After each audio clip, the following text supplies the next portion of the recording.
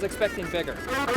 Yeah, I'm crazy. You know, I'm nuts. People think there's nothing out here. There's a lot of activity out here. And sex life of the day. Middle of nowhere.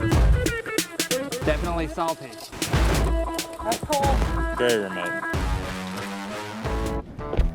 Hey, John Bartell here on the Backroads. Coronavirus restrictions are loosening up across the state, and it's easier now to travel than ever. That said, I wanted to show you some of my favorite places that have recently reopened. All right, so a quick note to some of the stories you're about to see here. Some video was shot before the pandemic, so you're not gonna see a whole lot of social distancing or use of masks here. But if you do go into these counties that have recently reopened, make sure you check their local guidelines, look at the tier system, and wear those masks when you visit. All right, now that we got that out of the way, let's head over to our first destination, California's shortest highway, checking out the Marshall Gold Discovery Site. The California State Highway System is made up of about 51,000 lane miles of road. And the shortest state road is right here in the heart of gold country. Has anyone ever gotten a speeding ticket on this road? I don't know, but you can be the first. What Highway 153 lacks in length, This highway just kind of stands alone at about a half a mile. it makes up for in historic importance. You see, Highway 153 leads to the gravesite of California's most famous gold digger, Mr. James Marshall. So what's he pointing at again? He's pointing to that very spot that he discovered the gold in 1848, January 24. Mexicans call it La Vida Madre, the mother lode.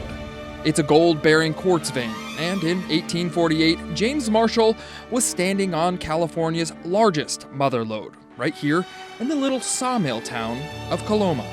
He was hired by John Sutter, who was a land baron down in the Sacramento Valley. By 1849, most of Marshall and Sutter's workers quit building the city and became gold miners. Not really finding anything in here. By 1852, more than $81 million in gold was pulled from the rivers and tributaries of the mother lode. That gold will loosen up and the water system will carry it up to the top of the mountain and trickle it right down into the river. Well, if you're like me, you spent a lot of time hiking during the pandemic, but this next hiking trail is nothing like I've seen before. Here's a bird's eye view of the Blodgett Forest in El Dorado County. Deep within the El Dorado National Forest, there's a smaller forest. On the ground, it gets stranger. Each tree is marked with an identifying metal dog tag. We're getting way back here. This is the Blodgett Forest, home to the circular-shaped Nelder plots. But to find the circular Nelder plot, it's best to have a guide. Looks like just a bunch of trees. It's because it is just a bunch of trees. Yes, this is just a bunch of trees, but it's also part of a decades-old experiment put on by UC Berkeley forest researchers. If we were to look at it from above, you could see that it looks kind of like a wagon wheel. The Blodgett Forest has many wagon wheel-shaped Nelder plots in it. Not because it's pretty, but because the spokes of the wheels are easy to study. So that we can look at the impacts of density or spacing on tree growth. Data collected from plots like these will help loggers or foresters properly replant baby trees without killing them or stunting their growth. The Nelder plot is one of many experiments going on in the Blodgett Forest. Prescribed burning, soil science, wildlife ecology is just a few of the others. One of, if not the most productive research forest in the western US in terms of the number of publications. An interpretive trail is open year-round to the public for everyone to witness the research. But just be prepared for a long walk.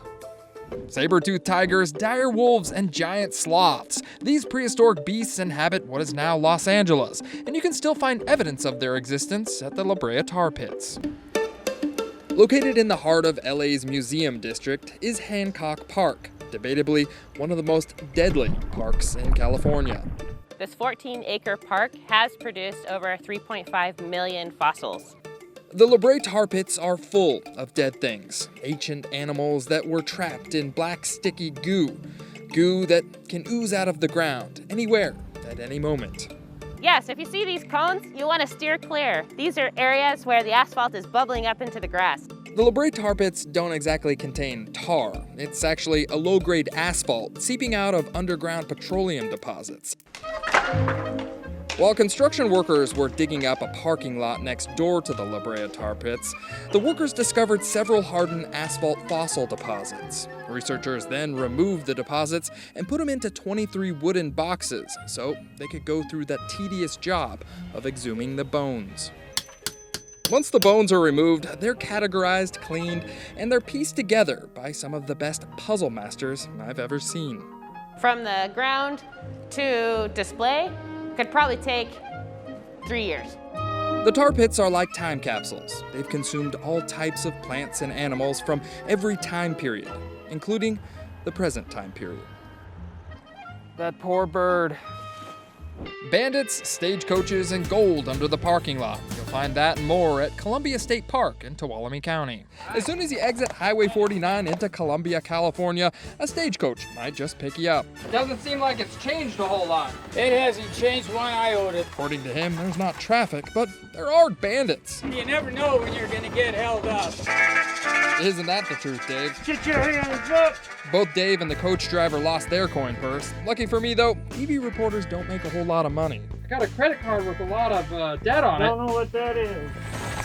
Well, if you do make it into town with money, park interpreter Kelly League will tell you why there's so many bandits here. This was actually the biggest gold find in California within our town, in our parking lot. Gold was discovered in Columbia back in 1850. Then a town of 5,000 was practically built overnight.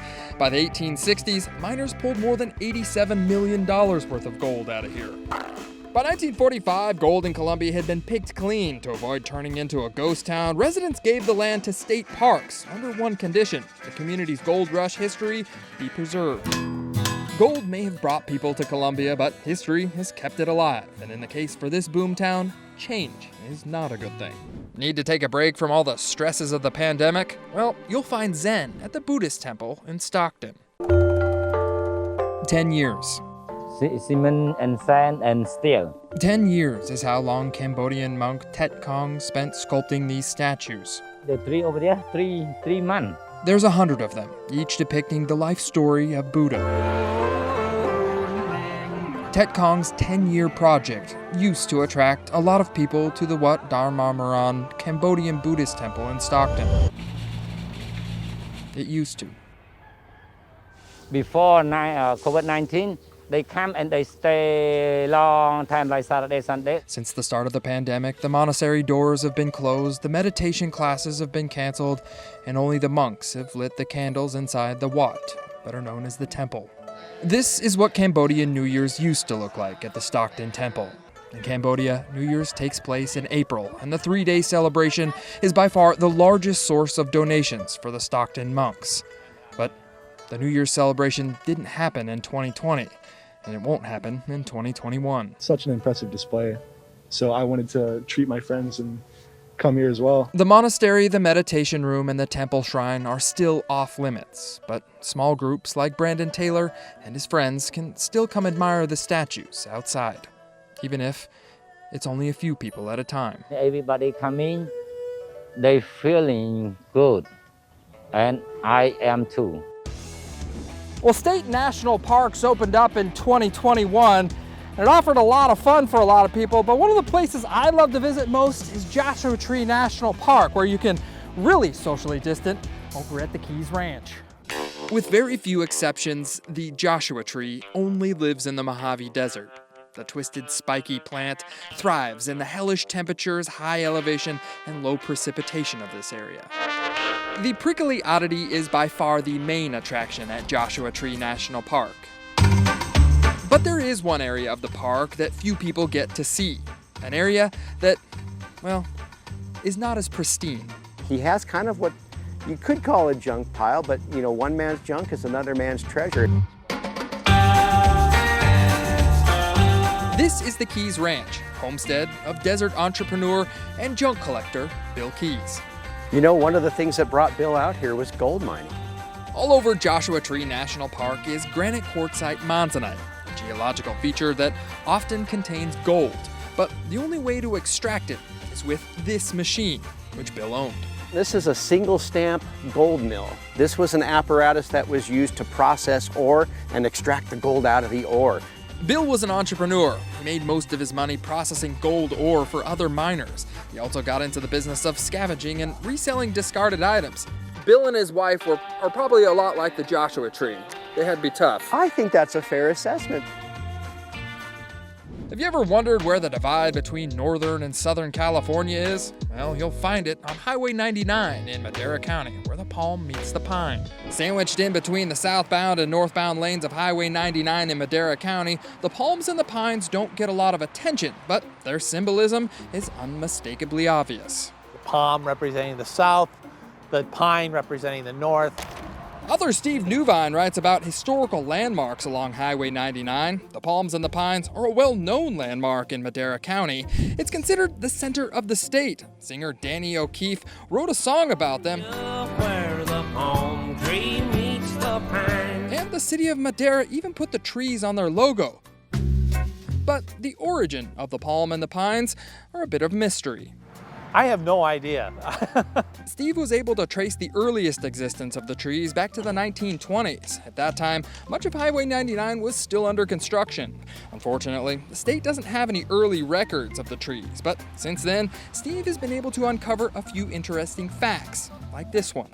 The actual center is east of where we're standing right now. Oh yeah, and there's one more letdown about the palm and that so-called pine. It's actually a cedar tree. Steve says the real pine died a few years ago and this was the replacement. But regardless of the location or the species of the tree, the symbolism is still there. Well, California is full of ghost towns and many of them are a little creepy, but there's one ghost town in San Bernardino County that is full of oddities. Next stop, Calico Ghost Town. If you ask me, there's just a few things that a real California ghost town just has to have. Like an abandoned mine shaft, and some old buildings, maybe a school, an old boardwalk, oh, and definitely at least one saloon. But there is one ghost town feature that I hadn't considered until now. So how many bottles are we talking? Over 5,000. Well, that is one way to recycle, I guess.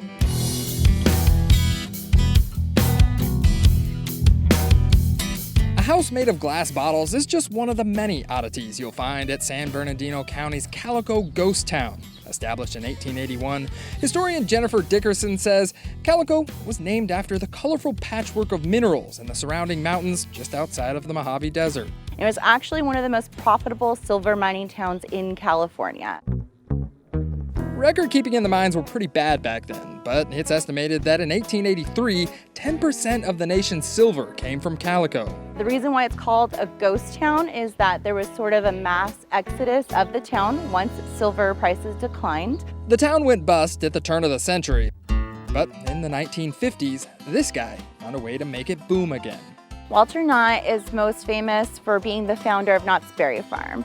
So what most people don't know is that he also founded Calico as a tourist attraction. Before his amusement park days, Walter Knott actually worked at the Calico mines, so he went to great lengths to keep the buildings historically accurate. San Bernardino County took over in the 1960s and made the historical figures a part of the park. Down in the mine, you can meet John Mulcahy, a lonely miner. After the boom was over, John decided to stay and he just lived here in the mine. Calico silver. Pull up your overalls and put on your boots, because we're heading to the California Agriculture Museum to see the machines that fed America. It takes a pretty big garage to keep this tractor. Yeah, well, they didn't put many of them in garages. They mostly sat outside. This is the California Agriculture Museum in Woodland, one of the largest collections of historic farm implements in the state. And after nearly a year of closure due to the pandemic, the museum has finally reopened. Oh, it's very exciting. You meet people from all over the world. This happy farm boy is Wesley McKean, head tour guide of the museum and historic tractor know-it-all. What is this thing riding on? Like torpedoes here or what? That's the drive. This is the wheel. Drive wheels. This odd-looking tractor was actually used to farm and to carry mail to rural communities in the Sierra. It's just one of about 200 different tractors in the museum, and it's not the only one with odd wheels. You do not want to get your foot under this thing. No way. No! All kidding aside, this is a rare collection that takes a lot of money to upkeep. Money that wasn't coming in during the pandemic. Can you imagine trying to hang on to all this stuff through that time? we had some pretty good sized companies that donated some big money to keep us open. And now that the museum's reopened, it's worth seeing.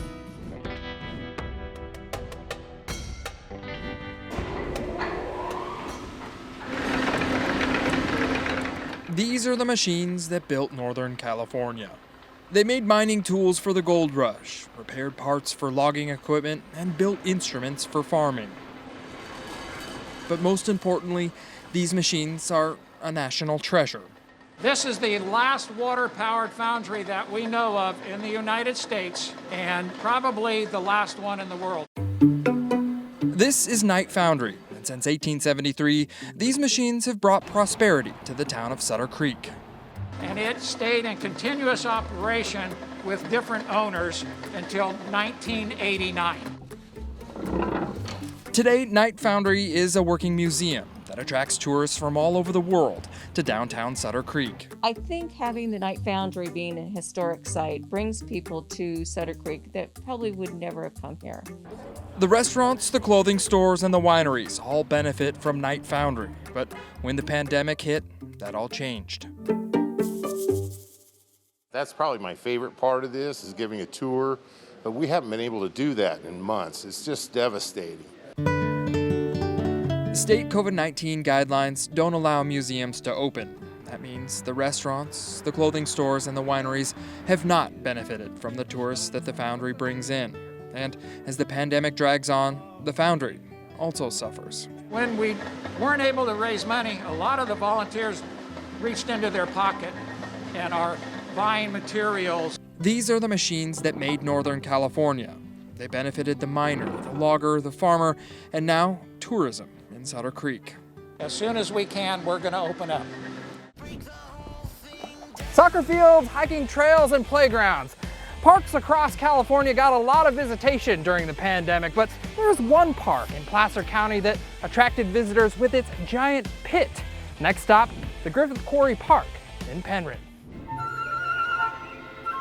Surrounding the town of Penryn is all gold country, but inside Penryn city limits, this is granite country. This kind of looks like a big hole in the ground here. Yeah, I get that a lot. Behold, the mighty Griffith Quarry, Placer County's lesser-known pit of prosperity. Actually, this whole area right here was kind of getting granite out of the ground. So forget about gold, you want granite. Granite. It's not as sexy as gold, but according to Placer County Museum's Katie Bartosh, it made this man very rich. You had a man named Griffith. He came from Wales. Griffith, the man with two first names. He started digging the quarry in 1864 near the Transcontinental Railway, and he specialized in polishing granite, which eventually made its way to a number of iconic Bay Area buildings. It allowed men to pull granite out of the quarry until 1918. Today, though, the hole in the ground is a part of a 23-acre park and museum, a popular field trip location for students in Placer County. I have over 3,000 students that I work with on a daily basis, and then all of a sudden we couldn't do that anymore. The pandemic severely impacted attendance at Griffith Quarry and all 7 of Placer County's museums. Hiking trails are open, but the volunteer historians have been quarantining for the past year. The students can't wait. The docents, our volunteers, can't wait to actually get back here in person. It's got a really big thermometer and a UFO-shaped jerky store. Last stop, Baker, California. Centered between Death Valley and the Mojave National Preserve, Baker, California used to be a railroad station serving mining companies. Today, it's a gas station pit stop for heat-seeking travelers and home to the world's tallest thermometer. World's tallest thermometer. How tall are we talking? 134 feet up. That's not an arbitrary height. Gabby's the shop liaison and says the 134-foot tall thermometer is a tribute to the hottest temperature recorded in Death Valley, 134 degrees Fahrenheit. Middle of summer, you can cook an egg out here. The massive thermometer was the brainchild of Willis and Barbara Herron, local business owners who spent $750,000 to construct this heat reader. Did Mr. and Mrs. Herron just like temperature changes, or? I think he just liked the town, and he thought this would be a good spot for it. Technically, this is the second tallest thermometer. Shortly after the first thermometer was constructed in 1991, high winds blew it over. A newer, stronger tallest thermometer was built the following year. Since then, it's attracted visitors from all over the world.